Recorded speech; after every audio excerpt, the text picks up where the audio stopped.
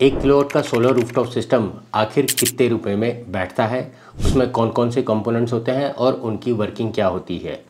अब भले ही वो प्रधानमंत्री मुफ्त बिजली योजना के तहत आप लें या फिर सूर्योदय योजना के तहत लें या फिर कह दें कि भाई ओपन मार्केट में, ये कितने रुपए में सिस्टम पूरा बैठ बिठा के लगेगा आपके घर में, यही सब मैं आपको इस वीडियो में बताने वाला हूं। मैं अजित बहादुर आप सबका सोलर इज माय पैशन पे तहे दिल से स्वागत करता हूं और आशा करता हूं कि आप लोग स्वस्थ होंगे। तो चलिए अपने वीडियो के कंटेंट के साथ आगे बढ़ते हैं और ये 1 किलोवाट का grid connect solar rooftop system का पूरा डायसेक्शन या कह दें कि भाई एक एक तार समझ लेते हैं। तो सबसे पहले आइए इस सोलर रूफटॉप सिस्टम या कह दें कि भाई grid connect solar rooftop system में लगने वाले कंपोनेंट्स को समझ लेते हैं, कौन कौन से कंपोनेंट्स इसमें लगते हैं। तो दोस्तों यहाँ पे सबसे पहले बात आती है सोलर मॉड्यूल्स की, जो कि बिजली जनरेट करके देगा, या कहते हैं कि भाई यही वो कंपोनेंट है जो बिजली जनरेट करता है। अब कई जगहों पे इसे सोलर मॉड्यूल्स कहा जाता है, कई जगहों पे इसे सोलर प्लेट्स कहा जाता है या कई जगहों पे इसे सोलर पैनल्स भी कहा जाता है। बट ओवरऑल जो बिजली जनरेट करने का काम है वो ये सोलर मॉड्यूल्स ही करते हैं। और आपकी जानकारी के लिए बता दूं कि भाई आज की डेट में इसमें बहुत सारे वेरिएंट्स भी आ रहे हैं। मोनो आ रहा है, मल्टी आ रहा है, क्वाड सेल आ रहा है, बाइफेशियल आ रहा है, टॉपकॉन आ रहा है और आगे तो एचजेटी की भी बात हो रही है। फिलहाल यहाँ पे घबराने वाली कोई बात नहीं है। ये जितने भी वेरिएंट्स मैं आपको बता रहा हूँ ये सब के सब सिलिकॉन सेल्स हैं और ये टेस्टेड ट्राइड प्रूवन टेक्नोलॉजी है। आप इनमें से कोई भी सोलर मॉड्यूल सेलेक्ट करेंगे वो आपके लिए बिजली जनरेट करके देगा। और ख़ास बात यह है कि भाई ये जो भी जनरेट करेगा वो डीसी में होगा, यानी कि डायरेक्ट करंट। ये डायरेक्टली आप अपने घर के अप्लाइंसेस को चलाने के लिए इस्तेमाल नहीं कर सकते हैं, तो इसके लिए बीच में एक इन्वर्टर भी लगेगा। फिलहाल हम आगे बढ़ते हैं, अपने कंपोनेंट्स को समझ लेते हैं। तो सबसे पहला कंपोनेंट आया है दैट इज सोलर मॉड्यूल्स। अब इन मॉड्यूल्स को लगाने के लिए आपको लगेगा सोलर का स्ट्रक्चर।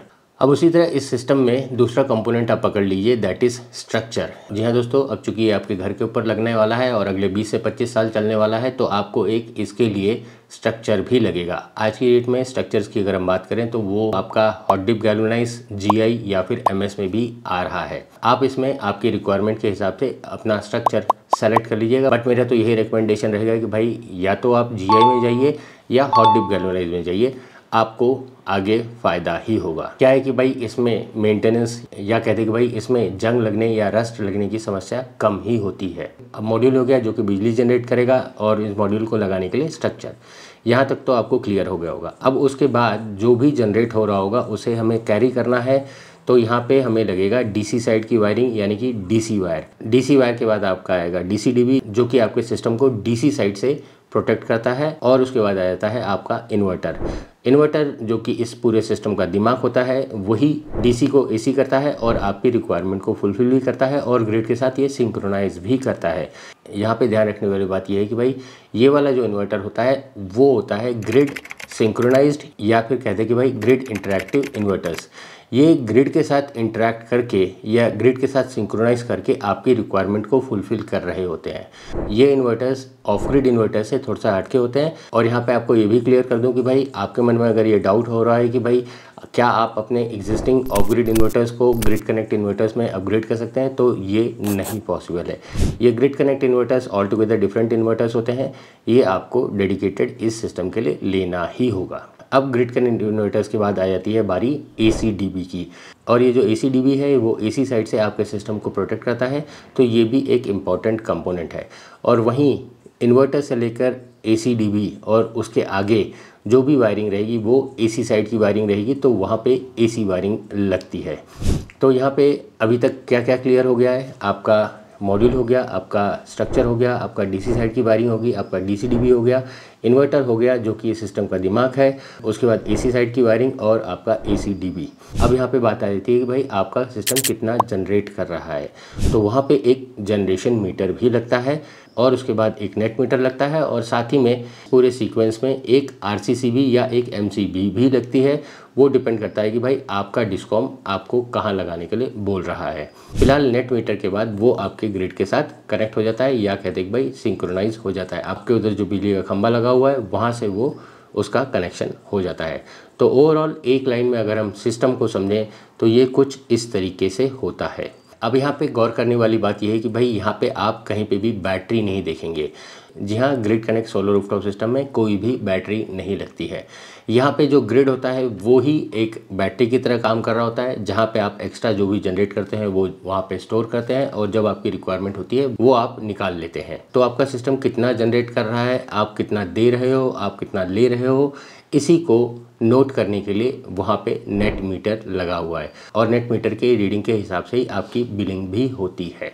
और हाँ, इन सिस्टम्स को प्रोटेक्ट करने के लिए एक डीसी साइड की अर्थिंग भी लगती है, एक एसी साइड की अर्थिंग भी लगती है और एक LA that is lighting arrester भी लगता है। और साथ ही में इन सिस्टम्स को लगाने के लिए ऑब्वियस सी बात है कि भाई ट्रांसपोर्टेशन भी लगेगा, इंस्टॉलेशन कमीशनिंग भी लगेगा और एक प्रॉफिट मार्जिन भी रहेगा। तो ये तमाम चीज़ें जो आपने अभी स्क्रीन में देखी, जो एसएलडी में देखा, उसके साथ आप ये ट्रांसपोर्टेशन कॉस्ट, इंस्टॉलेशन कॉस्ट और वेंडर का मार्जिन ये जोड़ेंगे, तब जाके आपके पूरे सिस्टम की कॉस्ट आ जाएगी। अब ये सिस्टम बेसिकली किसके लिए फ़ायदेमंद है, आपको सब्सिडी कितनी मिलेगी, इसके लिए कहाँ अप्लाई करना है, ये तमाम चीज़ें भी मैं आपको इसी वीडियो में बताऊंगा। बट धीरे धीरे एक एक करके पूरा स्टेप्स कंप्लीट करते हैं। तो सबसे पहले समझ लेते हैं कि भाई ये सिस्टम किसके लिए फ़ायदेमंद है। तो दोस्तों, ये जो सिस्टम होता है ये उनके लिए फ़ायदेमंद है जहाँ पे ग्रिड की अवेलेबिलिटी अच्छी है, यानी कि दिन के वक्त अगर वहाँ पे ग्रिड अवेलेबल है तो आपका सिस्टम जो भी जनरेट करेगा वो सबसे पहले आपकी रिक्वायरमेंट फुलफिल करेगा और जो भी कम ज़्यादा होगा वो ग्रिड के साथ सिंक्रोनाइज करेगा। तो मोटा मोटी ये सिस्टम लगवा के ना सिर्फ आप अपने बिजली का बिल कम बल्कि कई केसेस में ज़ीरो भी कर सकते हैं। तो जिन लोगों को अपने बिजली की बिल से समस्या है और वो इस बिजली के बिल के लिए एक परमानेंट सोल्यूशन चाहते हैं, तो उनके लिए ये on grid solar rooftop system is the perfect solution. It's the tested tried proven technology. The only thing is आपको कुछ पॉलिसी प्रोसेस गाइडलाइंस फॉलो करना है और आप अपने घर के ऊपर ये अपना सिस्टम लगवा सकते हैं। आप अपनी रिक्वायरमेंट के हिसाब से अपनी बिजली खुद जनरेट करके इस्तेमाल कर सकते हैं। अब यहाँ पे एक बड़ा क्वेश्चन ये उठता है कि भाई आखिर मुझे कितने किलोवाट का सिस्टम लगवाना चाहिए। तो दोस्तों, यहाँ पे आपको बता दूँ कि भाई आप रूल नंबर 1 पहले फॉलो कीजिएगा। रूल नंबर 1 क्या बोलता है कि भाई आपके बिल के ऊपर जितना सैंक्शन लोड है आप उतना लगवा सकते हैं। और उसी तरह दूसरी चीज़ आपको क्या देखनी है कि भाई आपकी छत के ऊपर उतनी जगह अवेलेबल है या नहीं। और उसी तरह आपको तीसरा पॉइंट भी ध्यान में रखना होता है, दैट इज़ कि भाई आपकी अभी की रिक्वायरमेंट क्या है और आपका प्रोजेक्शन क्या है या आगे आने वाले दिनों में कैसा रिक्वायरमेंट होने वाला है, उसको भी ध्यान में रख के आप सिस्टम का डिज़ाइनिंग या साइजिंग कर सकते हैं। और हाँ, आखिर में बात आती है बजट की। आप कितना रुपया इस सिस्टम के ऊपर खर्चा करना चाहते हैं। फिलहाल बजट की तो अगर बात करें तो भाई इस पे आप जो भी पैसा लगाएंगे वो आपका पैसा अगले आने वाले 2 से 3 साल में वसूल हो जाता है। और इन सिस्टम्स को लगाने के लिए गवर्नमेंट अच्छी खासी सब्सिडी भी देती है और वो भी डीबीटी, यानी कि वो जो सब्सिडी है वो आपके खाते में ही आएगी। उसके लिए बस थोड़ा सा प्रोसीजर्स फॉलो करना होता है। तो चलिए इन सिस्टम्स की अंदाजन कॉस्ट समझ लेते हैं एंड फिर आगे जो बाकी पॉइंट्स बताए थे वो भी एक एक करके सॉल्व कर दूंगा। तो पहले तो हम देख लेते हैं कि भाई इस सिस्टम को लगाने के लिए जगह कितनी लगेगी। तो दोस्तों, जैसा कि आप स्क्रीन पे देख सकते हैं 1 से लेकर 10 किलोवाट का हम लोगों ने ये चार्ट बना रखा है और वहाँ पे एक अप्रॉक्सीमेट जगह कितनी आपको लगेगी वो भी बता रखा है कि आपके पास इतनी शैडो फ्री एरिया आपके छत के ऊपर अवेलेबल है या नहीं। ये भी आप ज़रूर कंसिडर कीजिएगा। और हाँ, ध्यान में रखिएगा कि भाई ये शैडो फ्री एरिया होना चाहिए, कम से कम भी सुबह 10 से लेकर शाम को 3 बजे तक यहाँ पे शैडो नहीं पड़ना चाहिए। तो जैसा कि इस वीडियो की शुरुआत में ही हमने बोला था कि भाई 1 किलोवाट का grid connect solar rooftop system की कॉस्टिंग क्या होगी। तो दोस्तों, यहाँ पे आपको बता दूं कि भाई आज की डेट में 1 किलोवाट का ग्रिड कनेक्ट इन्वर्टर्स मार्केट में अवेलेबल नहीं है। अभी किसी भी मैन्युफैक्चरर के पास ये 1 किलोवाट का इन्वर्टर मिलता नहीं है।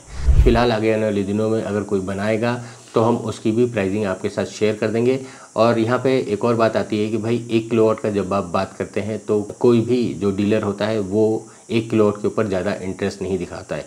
क्या है कि भाई उसमें भी सेम कागजी कार्रवाई है, ट्रांसपोर्टेशन भी उतना लगना है, दिन भी उतने लगने हैं, प्रोसीजर्स भी उतने ही लगने हैं। तो जितने भी इंस्टॉलर्स होते हैं या डीलर्स होते हैं वो हमेशा बड़े सिस्टम्स को प्रेफरेंस देते हैं। और चूंकि यहाँ पे 1 किलोवाट का इन्वर्टर अवेलेबल भी नहीं है, ये भी एक रीज़न हो सकता है। फिलहाल घबराने वाली बात नहीं है, आगे आने वाले दिनों में 1 किलोवाट के भी इन्वर्टर्स आ जाएंगे, तब हम आपके लिए एक फुर्सत में 1 किलोवाट का पूरा डेडिकेटेड वीडियो भी बना देंगे। फिलहाल अभी क्या मिल रहा है वो समझ लेते हैं। तो आज की डेट में 2 किलोवाट का इन्वर्टर तो मिल ही रहा है, तो उसकी कॉस्टिंग मैं आपको बता देता हूँ। तो सबसे पहले वो एसएलडी जो मैंने आपको समझाई उसके सारे कंपोनेंट्स आप एक्सेल शीट में लिख लीजिए या अपने कॉपी पे लिख लीजिए और उसके बाद फिर मैं उसकी अंदाजन कॉस्टिंग भी आपको बता दूंगा। आप खुद ही उस पूरे सिस्टम का कॉस्टिंग निकाल सकते हैं।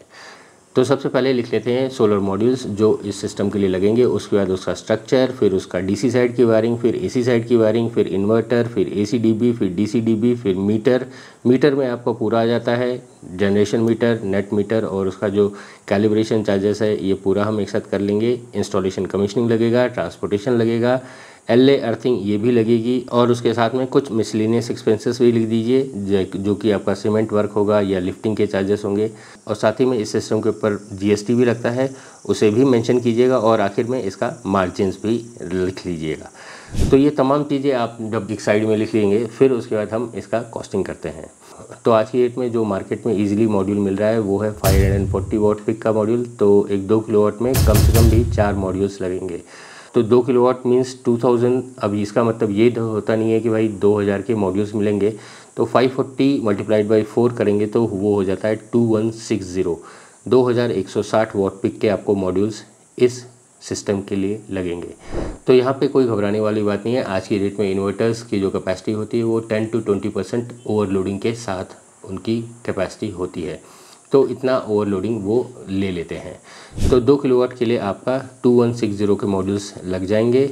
और वहीं अगर हम उसके कॉस्टिंग की बात करें आज की डेट में आपको अंदाजन 20 से 22 रुपये पर वॉट के हिसाब से आपको मॉड्यूल्स मिल जाएगा।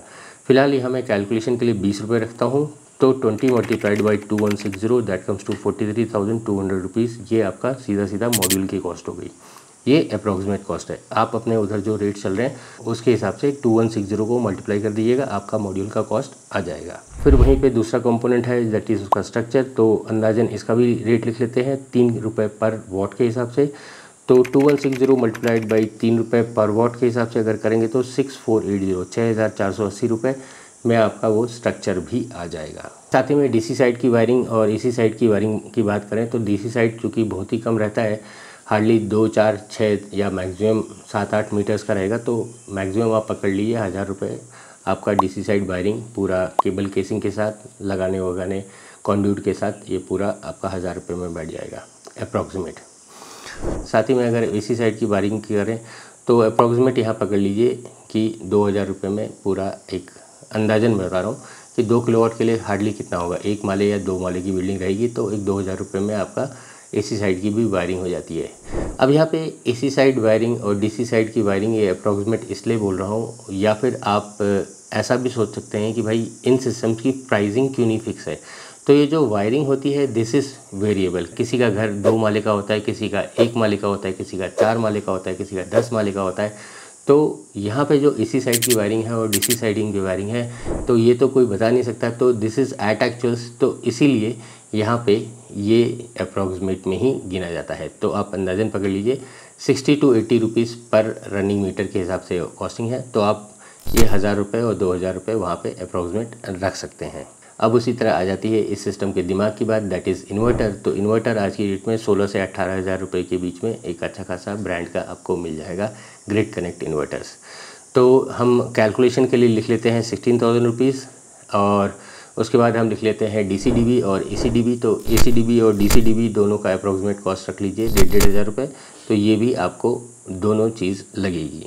अब बात आ जाती है जनरेशन मीटर, नेट मीटर, उसका कैलिब्रेशन कॉस्ट लगाने और लाइजनिंग का कॉस्ट। तो अप्रॉक्सीमेट इसमें आप पकड़ लीजिए 20,000 रुपये अंदाजन आपका खर्चा हो जाता है। तो 20,000 रुपये आप मीटरिंग के लिए भी रख लीजिए। और हाँ, INC that is installation commissioning. अब चूँकि ये सिस्टम लगाना भी है तो इंस्टॉलेशन कमीशनिंग के लिए भी पैसा देना है। तो अप्रॉक्सीमेट उसका कॉस्ट रख लीजिए 4 रुपये पर वॉट के हिसाब से। That comes to 4 multiplied by 2000 that comes to 8,000 rupees आपका इंस्टॉलेशन कमीशनिंग के लिए भी खर्चा होगा ही होगा। ट्रांसपोर्टेशन की भी बात कर लें तो अप्रॉक्सीमेट वहाँ पे भी रख लीजिए 1,500 से 2,000 रुपये। तो हम यहाँ पे 2,000 रुपये रख लेते हैं। और हाँ, मिसलेनियस एक्सपेंसेस मतलब कि लिफ्टिंग के चार्जेस और उसके बाद सीमेंट का ब्लॉक बनाने के चार्जेस ये जो उधर लग रहा है तो वो भी आप अप्रॉक्सीमेट रख लीजिए 5,000 रुपये आपका उसका भी कॉस्ट आ जाएगा। तो ये जितना भी कॉस्टिंग के कंपोनेंट्स मैंने आपको बताए इन सबको आप पहले जोड़ लीजिए। तो जो भी अप्रॉक्सीमेट कॉस्टिंग मैंने निकाली है उसके हिसाब से इस पूरे सिस्टम की कॉस्ट रहती है 1,06,000 रुपये। अब 1,06,000 रुपये के ऊपर आपका GST भी लगेगा। मेजर कंपोनेंट्स हैं उस पर तो 12% लगेगा और जो बाकी जो कंपोनेंट्स हैं दैट इज़ आपका स्ट्रक्चर हो गया, ACDB, DCDB, LA, earthing wiring, इन सब के ऊपर 18% लगता है इंक्लूडिंग ट्रांसपोर्टेशन और ये सब भी। तो ऑन एन एवरेज अगर निकालते हैं तो 13% के आसपास इसका टैक्सेस हो जाते हैं। तो 1,06,000 के ऊपर हम रफ फिगर करते हैं कि भाई 13% टैक्सेस लगेगा, तो 13,000 रुपीज़ उसका GST भी बनेगा। हाँ, यहाँ पे एक और पॉइंट आ जाता है, दैट इज़ LA और अर्थिंग। ये पूरे लिस्ट में लिखा नहीं मैंने, तो LA और अर्थिंग के लिए भी, यानी कि DC साइड का अर्थिंग, AC साइड की अर्थिंग, और LA और उसका पूरा पिट बनाना और उसमें पूरा वायरिंग भी करना या स्ट्रिप लगाना, तो अप्रॉक्सीमेट उसका भी कॉस्ट पकड़ लीजिए 10,000 रुपीज़ तो आता ही है। तो 1,13,000 रुपये विद GST तक तो हो ही गया था। उसके ऊपर 10,000 ये LA और अर्थिंग अब लगेगी, तो 1,23,000 के आसपास आपका ये सिस्टम बैठ जाता है।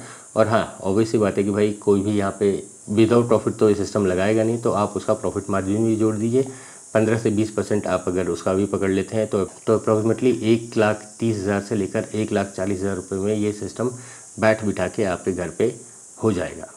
अब यहाँ पे ये पूरे सिस्टम में मैंने आपको कई अप्रॉक्सीमेट वाली कंपोनेंट्स भी बताए, तो ये अप्रॉक्सीमेट को प्रिसाइज करने के लिए ही मैं आपको रिकमेंड करता हूँ कि भाई ऑलवेज़ आप अपने घर के ऊपर जब ये सिस्टम लगवाने की सोच रहे हैं तो आप नियरेस्ट वेंडर को बुलवाएं, उसको बोलें कि भाई ये सिस्टम यहाँ पे लगने वाला है, आप पूरा कैलकुलेशन कर लीजिए, नाप ले लीजिए क्या चीज़ कहाँ पे लगेगा। ये पूरा नापने के बाद आप हमको एक प्रिसाइज कोटेशन दीजिए, और ±5 to 10% इतना गुंजाइश तो रहती ही रहती है।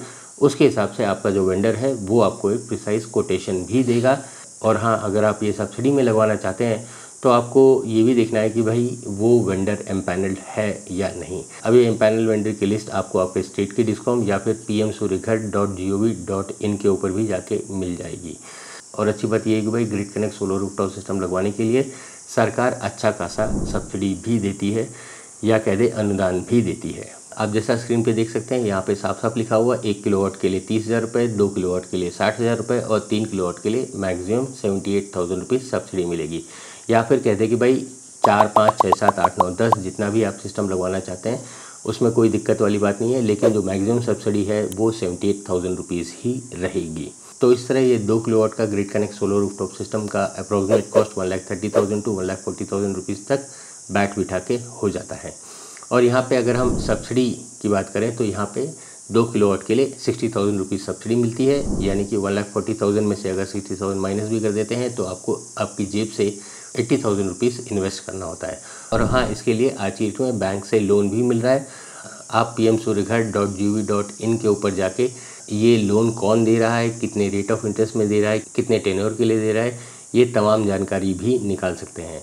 फिलहाल आप लोगों की सहूलियत के लिए हमने इस वीडियो के डिस्क्रिप्शन में ये लिंक भी दे रखा है, जहाँ पे कौन सा बैंक क्या कब किधर कितना दे रहा है वो तमाम जानकारी आपको मिल जाएगी। फिलहाल ये था अप्रॉक्सीमेट कॉस्ट पूरे एक 2 किलोवाट सोलर रूफटॉप सिस्टम का। अब यहाँ पे कुछ 2-3 पॉइंट्स आपको और क्लियर कर देता हूँ।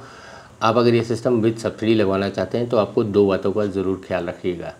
पहला तो भाई ये जो सिस्टम है वो आप एम्पैनल वेंडर के थ्रू ही लगवाइएगा, और एम्पैनल वेंडर की जानकारी आपको आपके स्टेट की डिस्कॉम या फिर कह दे कि भाई ये pmsuryaghar.gov.in इस वेबसाइट पे भी मिल जाएगी। और हाँ, दूसरा, अब चूँकि ये पूरा सब कुछ ऑनलाइन कारोबार है, ऑनलाइन ही अप्लाई करना है, ऑनलाइन ही अप्रूवल मिलेगा, सब कुछ ऑनलाइन ही करना है, तो आपको आपका मोबाइल नंबर और अपना ईमेल एड्रेस अपने स्टेट की डिस्कॉम में अपडेट करवा के रखना है। और साथ ही में ये भी ध्यान रखिएगा कि भाई आपका कोई भी थक बाकी या कहते भाई कोई भी अनपेड बिल नहीं होना चाहिए। आपके सारे बिल्स क्लियर होने चाहिए, तभी जाके आप ऑनलाइन अप्लाई कर सकते हैं। और हाँ, इसके लिए आप अपने एम्पैनल वेंडर का सपोर्ट या गाइडेंस ज़रूर लीजिएगा। क्या है कि भाई ये तमाम जानकारी ऑनलाइन अवेलेबल है, बट यू नेवर नो कब कौन सी गलती हो जाए। तो ये एम्पैनल वेंडर्स का डेली का काम होता है, तो they can guide you very easily. तो दोस्तों, आशा करता हूँ कि भाई ये 2 किलोवाट का अप्रॉक्सीमेट कॉस्ट कितना होगा ये आप लोगों के मन में क्लियर हो गया होगा, या फिर आप खुद अब ये पूरे सिस्टम की अंदाजन कॉस्ट निकाल सकते हैं। और मुझे यकीन है कि भाई ये जितना भी इन्फॉर्मेशन हमने अभी आपको दिया वो आपके किसी न किसी काम आएगा। अगर ऐसा है तो आपसे बस एक ही रिक्वेस्ट है कि भाई आप ये इन्फॉर्मेशन और लोगों के साथ भी शेयर कर दें, शायद ये इन्फॉर्मेशन उनके भी किसी काम आ सके।